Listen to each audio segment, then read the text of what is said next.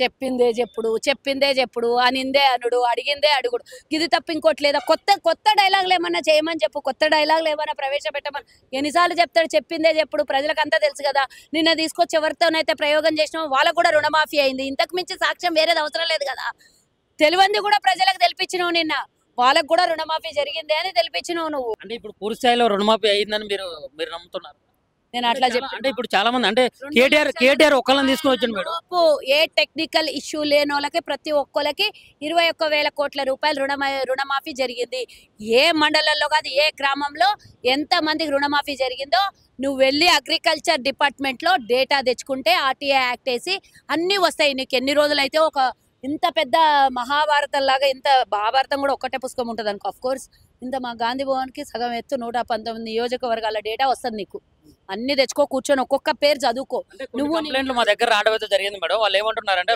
రుణమాఫీకి ఏమైనా పోలీసా లేకపోతే ఎంఆర్ఓనా లేకపోతే అగ్రికల్చర్ ఆఫీసరా ఈయన దగ్గర కూడా పోయి కంప్లైంట్ ఇచ్చే స్థితిలో ఉన్నాడా తన మీద ఉన్నటువంటి కేసులు ఎలిగేషన్ల చుట్టూ తిరగమని ఫస్ట్ తర్వాత ప్రజల గురించి మాట్లాడదు నీ అయ్యో ఒక ఫామ్ హౌస్లోకి వెళ్ళండి నీ చెల్లెలు బీసీ కేసు లొల్లి పట్టుకుంటుంది పోయి జైల్లో కూర్చుంటుంది మీ బావనేమో నీకెప్పుడు సందు దొరుకుతుందా నిన్ను తీసుకుపోయి బొక్కలేస్తా నేనెప్పుడు నాయకుడిని అవుతా అని ఆయన ఎదురు చూస్తాడు ఫస్ట్ మీకు ఇంటి కుంపడి అయితే రాజేసుకున్న కుంపడి బంద్ చేసుకున్న తర్వాత పబ్లిక్ గురించి ఆలోచన రాష్ట్రంలో సమస్యలు ఏం లేనట్టు కేసీఆర్ ఫ్యామిలీ మీద ఎందుకు టార్గెట్ చేస్తున్నారు ఏం చేశారు కేసీఆర్ ఫ్యామిలీ మీద టార్గెట్ చేయాలి అనుకుంటే కాంగ్రెస్ పార్టీ కానీ ప్రభుత్వం కానీ ప్రభుత్వంలోకి వచ్చిన నెల లోపల బొక్కల పోతుర్రు అందరూ కాబట్టి ఇంకా బయట బతుకున్నావు నువ్వు అంటే ఇప్పుడు ఫైనల్ గా మేడం మీరు కేటీఆర్ ఒకవేళ నిజంగా అవినీతి చేసి ఉంటే మాత్రం మరి ఎందుకు అరెస్ట్ చేయలేకపోతున్నారు చట్టానికి ఒక క్రియాశీల పద్ధతి ఉంటది దానికి ఒక ట్రాక్ ఉంటది దాని ఒక చట్టపరమైనటువంటి కొన్ని హద్దులు ఉంటాయి స్టెప్ వైజ్ వాళ్ళు ఏం చేయాలనో అది చేస్తారు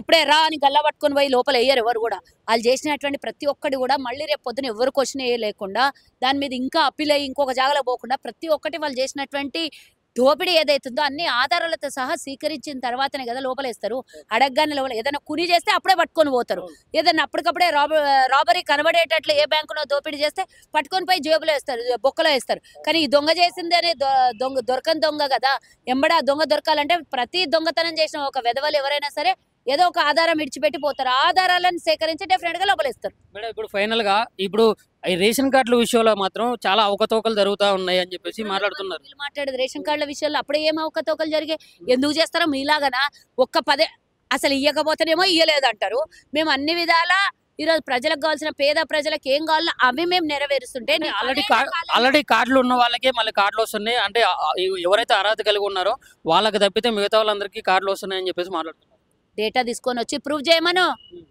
డేటా పాతోళ్ళది ఎవరిది తీసేయరు కొత్త వాళ్ళు 10 ఏళ్ల నుంచి ఎవరికైతే రేషన్ కార్డు రావాల్సి ఉండేనో అర్హత ఉన్న ప్రతి ఒక్కరికి ఇస్తారు వాళ్ళలాగా తెలియని డేటా గురించి మాట్లాడితే నేను ఏం చేయను తీసుకొని రమ్మను ఎవరెవరికి డబ్బులు ఇచ్చిండ్రో మేము ఇప్పుడు ఇంకా అసలు ఇయ్యకనే పోతే 26వ తారీఖు తర్వాత అమలు అవుతుంటే అప్పుడే వాడు ఎట్లా మాట్లాడతాడు ఆ విధవలంతా ఇప్పుడు రేషన్ కార్డుల గురించి తెలంగాణ ప్రజలకు మీరు ఏం క్లారిటీ ఇస్తారు మేడం ఒకటి 10 ఏళ్ల నుంచి కొంతమంది పేదలు భర్త కోల్పోయిన మహిళలు ఉంటారు పేద ప్రజలు ఉంటారు ఉద్యోగాలు రాని నిరుపేద కుటుంబం ఉంటుంది ఏ ఆసరా ఆదాయం లేని ఇల్లు లేని వాళ్ళు ఉంటారు 10 ఏళ్ల నుంచి ఎంతో మంది నిరుపేదలు ఉన్నారు తెలంగాణ కానీ 10 ఏళ్ల నుంచి ఇంతవరకు కొత్త రేషన్ కార్డులు ఇయ్యని వాళ్ళకి మేము ఈ 10 ఏళ్లలో అన్యాయం జరిగినటువంటి వాళ్ళకు న్యాయం జరగాలనే మా ప్రయత్నం చేసి రేషన్ కార్డులు 26వ తారీఖు నుంచి 21వ తారీఖు నుంచి గ్రామ స్థాయిలో అన్ని ఏమంటారు సభలు పెట్టి రైతు రుణమాఫీ రైతు భరోసా అలాగే రేషన్ కార్డులు ఇవన్నీ మేము ఇవ్వబోతున్నాం కాబట్టి మిగతా ఇష్యూ ఏదన్నా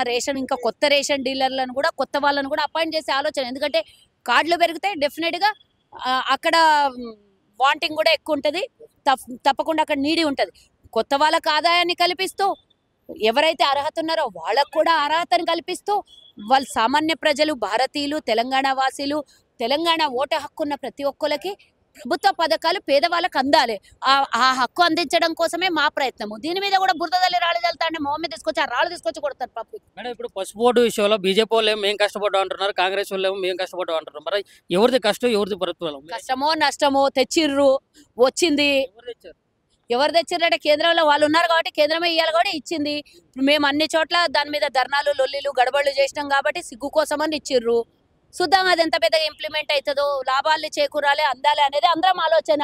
ఎవరు తెచ్చిండ్రని కాదు, తెలంగాణ ప్రజలు సుభిక్షంగా ఉన్నారు అనేది కూడా ఇంపార్టెంటే కదా. దానికోసం మా వంతు పోరాటం కూడా ఉంది కదా అందులో. దాని ద్వారా మీరేమో ఫామ్ హౌస్ లో యథేచ్ఛగా వరిని పండించారు, అధిక ధరకు అమ్ముకున్నారు. కింటా మామూలు రైతు అమ్ముకున్న అసలు ఆ పంట బండి లేదు, వీళ్ళు కింటాక అధిక ధరకు అమ్ముకున్నారు, రైతుల్ని మోసం చేశారు. కనీసం నష్టపరిహారం చెల్లించారా? ఎకరాకు మన ఖమ్మం జిల్లా ప్రాంతం, నల్గొండ ప్రాంతం, నాగార్జున సాగర్ ఆయకట్టు ప్రాంతంలో 15 లక్షల ఎకరాల్లో యాసంగిలో ఉరి బండిలే. మరి వాళ్ళకి ఏమో నష్టపరిహారం ఇచ్చిన ఒక రైతు 30,000 రూపాయల చొప్పున ఎకరానికి నష్టపోయిన ఎండాకాలం. మరి నువ్వు వీళ్ళకి సాయం చేయకుండా పంజాబ్ హర్యానాలో ఉద్యమం చనిపోయిన రైతులకు ఎవడు సాయం చేయమంటున్నావు? అరే సొంత రైతులకు అన్నం పెట్టి తర్వాత నువ్వు ఏడన్నా ఊరే ఇక్కడ వాళ్ళకి ఆదుకోకుండా పోయి అక్కడ ఆదుకుంటేవి, ఇక్కడ ఊరేద్దంటివి, ఉరేస్తే ఉరేస్తేనని ఉరేసినట్లని మాట్లాడి బెదిరిస్తేవి, నువ్వు మాత్రం ఏదచ్చగా ఊరే పండించుకుంటేవి. అసలు మీకు అర్హత ఉందా రైతుల గురించి మాట్లాడే అంటారు? రేవంత్ రెడ్డికి ఏం అర్హత ఉందంటారు? మరి మీరు ఎట్లా చెప్తారు? రేవంత్ రెడ్డి వాళ్ళ బండారా మొత్తం బయట పెట్టింది. రేవంత్ రెడ్డి ప్రజలు నమ్మారు, కాంగ్రెస్ పార్టీని నమ్మారు, రాహుల్ గాంధీని నమ్మారు, మల్లికార్జున ఖర్గే చెప్పిన మాటలు నమ్మారు. నమ్మి ఇవాళ కాంగ్రెస్కి అధికారం అప్పచెప్పారు. అందుకే ఏం చేస్తాను, రైతు భరోసా. వాళ్ళు విమర్శించేది ఏంది? రైతు భరోసా వేస్తాను, ఓపిక పట్టండి. రేపో మాపో 26వ తారీఖున అది అమలు కాబోతుంది. వాళ్ళ రైతు బంధు ఒక దుబారా. మా రైతు భరోసా నిజంగా రైతుకు ఎవరైతే వ్యవసాయం చేస్తున్నారో ఆ సన్న చిన్న కారు రైతన్నలకు ఒక భరోసా, అది ఆసరా. కాబట్టి దాన్ని వాళ్ళకి లెక్క పెట్రోల్ బంకులకు, రాళ్లకు, రప్పలకు, మల్లారెడ్డి లాంటి కుబేర్లకు, అదేవిధంగా భూస్వాములకు, జూబ్లీ హిల్స్, బంజారా హిల్స్లో ఉండేటువంటి బడాబాబులకు ఇస్తారండి రైతు బంధు. అన్నం పెట్టే పేద రైతన్నకు నువ్వు ఆదుకుంటే ఆ దేవుడు ఆశీర్వదిస్తాడు. అందుకే మిమ్మల్ని దేవుడు ఆశ్రయించలే, డబ్బు ఉన్నోడికే దోచిపెట్టినట్టుంది కథ. కాబట్టి కాంగ్రెస్ ప్రభుత్వం దారిద్ర్య రేఖకు దిగువన ఎవరైతే ఉన్నారో అట్లాంటి వాళ్ళకి సంక్షేమ పథకాలు, అదే రైతు భరోసా కూడా అమలు చేయబోతారు. రేపు చూడండి 26వ తారీఖున తప్పకుండా మేము అన్న ప్రకారం వాళ్ళకి ఇస్తాం, కౌలు రైతులకు కూడా ఇస్తాం. ఇవన్నీ కూడా కాంగ్రెస్ పార్టీ కార్యకర్తలకి మాత్రమే అందుతున్నాయి. అసలు మామూలుగా బీఆర్ఎస్ కానీ లేకుండా బీజేపీ పార్టీకి సపోర్ట్ వాళ్ళ కార్యకర్తలు మాత్రం ఇవన్నీ ఏం అందే పరిస్థితి లేదు. ఇప్పుడు 10 ఏళ్ళు అధికారంలో ఉండి దోచుకున్న బీఆర్ఎస్ కార్యకర్తలకు అందవు ఇయ్యం. వాడు దారిద్ర్య రేఖ ఎగువ నుండి ఎట్లా ఇస్తాం? దారిద్ర్య రేఖ దిగువన ఉన్నటువంటి కాంగ్రెస్ ఏంది, బీఆర్ఎస్ ఏంది, ఇంకెవడైనా ఉంటే వాళ్ళందరికీ కూడా ఇస్తాం. మేము సిపిఎంకి ఇస్తాం, కమ్యూనిస్ట్కి ఇస్తాం. పార్టీల పరం కాదు ఇది. ప్రభుత్వం అంటే అందరినీ చూస్తాం. వాళ్ళ లెక్క వీడు బీఆర్ఎస్, వీడు కాంగ్రెస్, వీడికి కాంగ్రెస్ వాడికి వద్దు అని అట్లా చేయం మేము. కాబట్టి ఎవడైతే దారిద్ర్య రేఖకు ఎగువన ఉన్నాడో వానికి సంక్షేమ పథకాలు రావు, దారిద్ర్య రేఖకు దిగువన ఉన్న వాళ్ళకే సంక్షేమ పథకాలు వస్తాయి. ఇది గుర్తుపెట్టుకోండి. కాబట్టి మేము ఏమంటామంటే రైతు భరోసా అమలు చేసి తీరుతాం. త్వరలోనే ఆసరా పెన్షన్లు కూడా ఇస్తాం. 2,500 రూపాయలు కూడా మహిళలకు ఇవ్వబోతున్నాం. అదేవిధంగా ఇంకా గృహలక్ష్మి పథకం ద్వారా 200 యూనిట్ల ఉచిత విద్యుత్ 49 లక్షల మందికి ఇస్తున్నాం.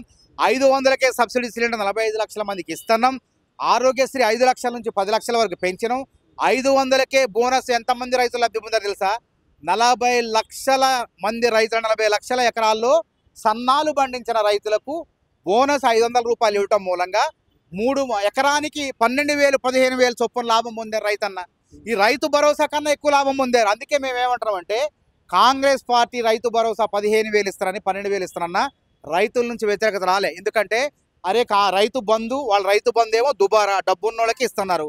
ఈ రైతు భరోసా పేద రైతులకు, సామాన్య రైతులకు, నిజంగా కష్టపడి చెమటోర్చి దేశానికి అన్నం పెట్టి అన్నదాతలకు ఇస్తుంది కాంగ్రెస్ ప్రభుత్వం అని చెప్పి రైతులు శబాష్ అంటున్నారు. మాది ఇది తట్టుకోలేక ఆ పార్టీకి పుట్టగతులు ఉండవు. ఇన్ని పథకాలు అమలు చేస్తున్నాం కదా. అదేవిధంగా 108 కోట్ల మంది మహిళలు, అమ్మలు, అక్కలు ఉచిత బస్సు ప్రయాణం ద్వారా 4,000 కోట్లు ఆదా చేసుకున్నారు. కాబట్టి ఇవన్నీ చూసి తట్టుకోలేక ఈ అవినీతి ఉచ్చు, కాళేశ్వరంలో అవినీతి ఉచ్చు మెడక బిగుస్తుంది, ఫోన్ ట్యాపింగ్లో అవినీతి ఉచ్చు మెడక బిగుస్తుంది. అదేవిధంగా విద్యుత్ కొనుగోళ్లు అక్రమంగా తక్కువ ధరలకు కొనాల్సిన విద్యుత్తుని ఎక్కువ ధరలకు కొనటం మూలంగా ఆ యొక్క ఉచ్చు బిగుస్తుంటే ఈ అవినీతి ఉచ్చు నుంచి తప్పించుకోవడం, ప్రజల దృష్టిని మరల్చడం కోసం ఈ దొంగ నాటకాలు ఆడుతున్నారు. కాబట్టి ఈయన కేటీ రామారావు కాదు, లూటీ రామారావు. ఈ లూటీ రామారావు చేసిన లూటీ భాగవతం మొత్తం బయటపడుతుంది. కాబట్టి ఈ విధంగా కృత్రిమ ఉద్యమాలు చేస్తాడు. ఈ కృత్రిమ ఉద్యమాలను ప్రజలు నమ్మే పరిస్థితి లేదు. రైతుల కోసం పోరాడుతున్న మన బీజేపీ ఎంపీ రఘునందన్ రావు గారిని అరెస్ట్ చేయడం ఎంతవరకు కరెక్ట్ మరి కాంగ్రెస్? ఇప్పుడు ఆయన రైతుల కోసం పోరాడుతున్న పానకంలో పుడకలెక్క ప్రభుత్వం అన్ని చూస్తుంది. అక్కడ అన్యాయం జరిగిందా, అన్యాయం జరగలేదా అనేది ప్రభుత్వం చూస్తుంది. ఒకవేళ అన్యాయం జరిగినట్లయితే ప్రభుత్వమే నిర్ణయం తీసుకుంటుంది. నిర్ణయం తీసుకోలే, అసలు నీకు సంబంధమే లేకపోయి ఆడపోయి కూర్చుంటివి. నువ్వు పార్టీ అధ్యక్షుడు కాదా? మీ పార్టీ అధ్యక్షుడే మాట్లాడా. నువ్వు పోయి ఆడ కూర్చొని నీ పేరు కోసం పోయి ఆ సమస్య ఉంటే పరిష్కరించే విధంగా ఉండాలి, మరింత జటిలం చేసే విధంగా చేస్తే దానివల్ల ప్రమాదం. కాబట్టి కాంగ్రెస్ ప్రభుత్వం తప్పకుండా రైతుల పక్షపాతి, రైతులకు ఏ యొక్క క్షేమం ఉంటున్నంత హాని కూడా జరగలేదు, తప్పకుండా న్యాయం చేస్తుంది.